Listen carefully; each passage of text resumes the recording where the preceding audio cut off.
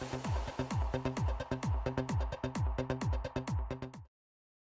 date this year, the Hong Kong Stock Exchange has raised the most money in IPO funds of anywhere in the world.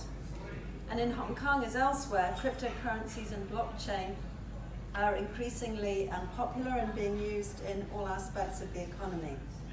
In Hong Kong, there are around 25 crypto exchanges trading virtual assets, and Hong Kong is a major centre for crypto trading, in complete contrast to mainland China, which of course has a total ban on crypto trading and ICOs. In Hong Kong, cryptocurrencies constitute virtual commodities which are not subject to regulation at all in Hong Kong.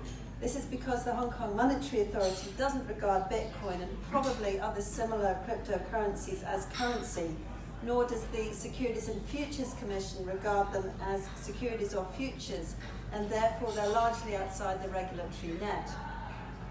In September last year, following China's crackdown on ICOs, the Hong Kong SFC issued a statement adopting a pragmatic approach.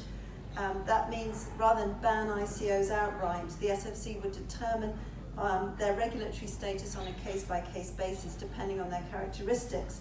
This approach hasn't changed, but it's been expanded on by a series of SFC pronouncements on the 1st of November, earlier this month, on virtual assets and related asset management and distribution, as well as a conceptual framework for the potential regulation of virtual asset trading platforms with a sandbox.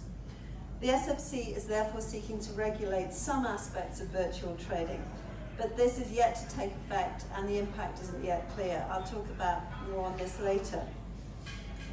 Last year, in its September statement, the SFC outlined three scenarios in which they may regulate ICOs because they would constitute securities.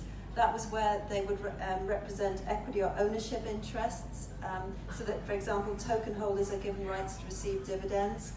And in this case, they would constitute shares, where tokens acknowledge or create debts or liabilities, in which case there would be debentures, or if token proceeds are managed collectively, in which case some blockchain projects could be regarded as collective investment schemes and deemed to be securities.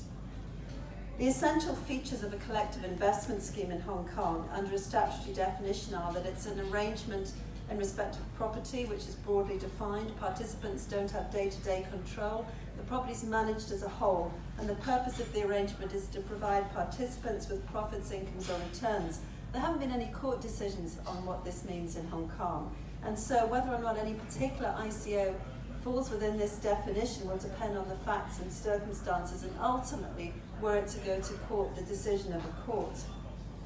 So in Hong Kong as elsewhere, ICOs up to now pretty much have been structured as utility tokens, but that's really changing because there's such a trend towards security tokens now. And utility tokens generally, as I'm sure you're all aware, provide holders with rights of access to the platform developed with the ICO funds raised.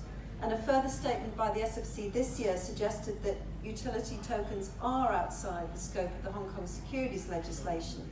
So they're not regulated as long as you don't accidentally cross the line and make them into securities.